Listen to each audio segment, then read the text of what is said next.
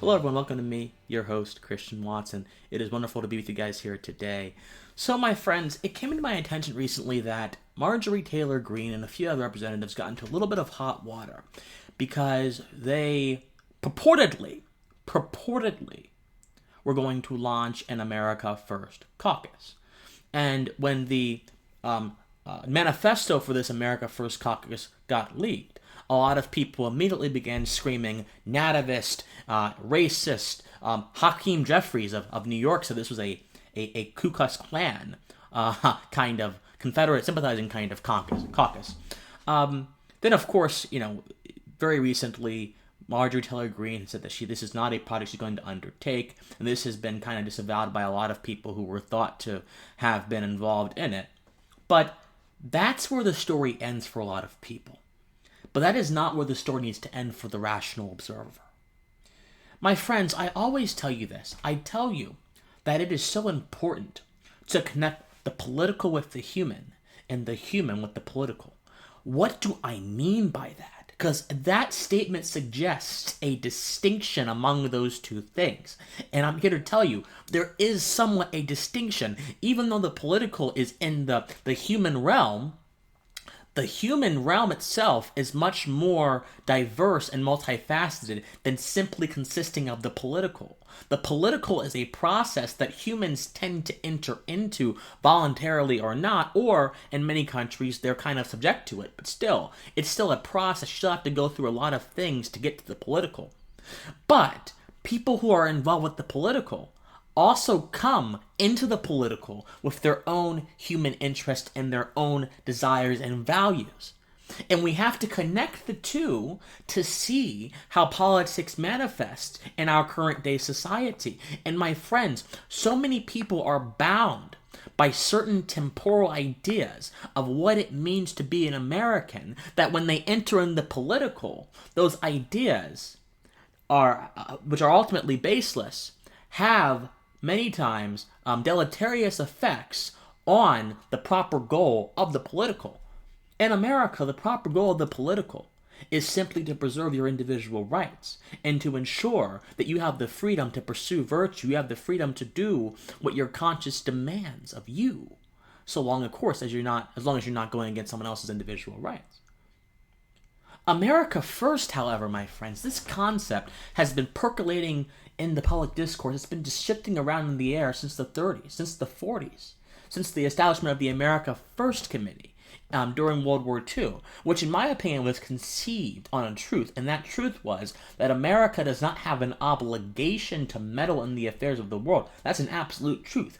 That is one that is confirmed by the basis of our foundational tenets. But it was also forwarded. It was conceived in a truth, but it was forwarded in a fallacy. See, when the baby exits the womb, it's pure. But as it keeps going on, its purity can change, or it can become impure. And so it was conceived as a pure idea, but it became impure because a lot of people, the human ideas, the human values, began seeping into the political idea of us not being a world imperialist policeman. And a lot of people, like a lot of fascists, a lot of communists, began co-opting these ideas to lead to particular political conclusions.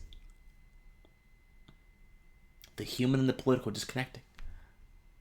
But of course, America First is kind of germinated in something very different today. Today, America First is a rallying cry to make sure, according to this platform that I have here in front of me, that the Anglo-Saxon traditions of the country and the European architecture and other trappings of Western civilization are preserved. That is what the idea of America First is today. But I'm here to tell you, my friends, when the human enters the political, as I mentioned before, impurities can start to happen. Because the political deviates from what it's meant to be. The American political deviates from what it's meant to be. My friends, the common conception of America First is founded upon a abstraction of America which is defined solely by material circumstances. What do I mean? Well, so for example, in this platform here, it says the following. It says that As this implies a degree of intellectual flexibility, a certain intellectual bonus is needed amongst Americans of the America First Caucus to follow in the steps of President Trump and to potentially step on the toes and sacrifice sacred cows for the good of the American nation. So the American nation is up there, and they are casting themselves as the savior of the American nation, and they are assuming a certain set of values and a certain set of qualities solely define what the American nation is about. Now, here's the thing. When you abstract this idea of America and you take it beyond its real-world implications, you can make America become whatever you want it to be. So the America First Caucus and the idea of America First in general, which is forwarded by people like Nicholas J. Fuentes and the Grapers and Marjorie Taylor Greene, the idea of America First in general is simply a repurposing of America for a particular political aim. This is the same problem that many traditionalists have. They forget the moral foundations of their traditions and simply forward traditions because they are custom and they are common. Frank Meyer, the great conservative philosopher, made this point. He said that America is built upon an organic moral order, and that to understand that organic moral order, you must be able to use reason and not simply hold to this single idea of what is good for America that is predicated upon circumstances and not upon principle. You have to get to principles, and funnily enough, this America First thing says that they are focusing on first principles, but they're not doing that. Because if they were focusing on first principles, they would realize that America indeed is a massive idea, is manifested every day through the living, breathing experiences and reason of Americans. Ideas are impotent unless they have individuals to manifest them, my friends. But for America First, this idea of America, again, is repurposed for a particular political purpose.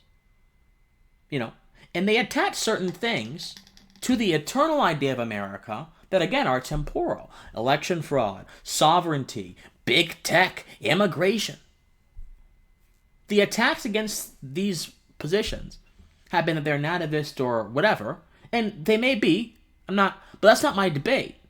My debate, my friends, is that we're not putting America first, the true idea of America first, by bogging ourselves down in this kind of language. We're not recognizing what America First should actually mean. And what America First should actually mean is that America itself is a indivisible, wholly consistent, constituted of itself, a wholly full entity that is not meant to be weighed against anyone else. My friends, the biggest flaw of this America First ideology is that it suggests that America exists in relation to a different quality. It suggests America First. What is first? First is the superlative, right? First is the sort of the beginning. Well, I guess not the superlative, but in this sense it could be, depending on the scale, right? If it's like a scale of 1 to 10, first could be the superlative, if 1 is highest. If 10 is highest, of course it's not. But there's also a second, third, fourth, fifth, sixth, seventh, eighth. I don't mean to suggest that America exists in a vacuum, but I do mean to suggest that the moral character of this country, which is what, in my opinion, should constitute any claim of America, any invocation of the term Americanism, should have to do with the individualism, the emphasis on individual freedom and virtue that is endemic to the American experiment. Any moral claim about this country cannot and must not be weighed in sole relation to something else, because that derides and diminishes the glory, the intent, the purpose of the precept of individual liberty that America was founded upon. My friends, America First, as it is stated in this platform, and as Fuentes states it, and as many nationalists state it, is not an ideology that wants to protect and recognize the finitude of America's military power, which is a virtuous thing in my opinion. It is not an ideology that wants to ensure that our freedoms are being considered whenever we go on a global scale. It is not an ideology that has any kind of concern for the individual. It is an ideology that has a concern for this repurposed grand idea of America, which bears very little relation to the actual idea of America, and the actual moral order that America is founded upon. America First, my friends, is a distraction. It is a distraction. But we get so bogged down in our little political trappings and our little political discourses that if I say this, people will think, "Oh, you're a liberal Christian." I'm one of the most personally conservative people that I know. I am very libertarian though as well. I consider myself a conservatarian. But my ideology has no bearing at all on the truth of my claims or the falsehood of my claims. And that's the problem with our political discourse. See, the America First says if you're against America First, you're against America. Which suggests again that America is a single thing. But America is not a single thing. In fact, America couldn't be a single thing because America was birthed from many things. America was birthed from Sons of Liberty. America was birthed from the Anti-Federalist and the Federalist debates. America was birthed from those ancient words from Samuel von Pufendorf and Hugo Grotius, the natural law theorist. America was birthed from John Locke. America was birthed from a multitude of intellectual and creative brilliance coming together and irreverently saying to the crown, "No more!" And yet America First tries to deny the conceptual multitude of what this country's meant, what this country was its inception.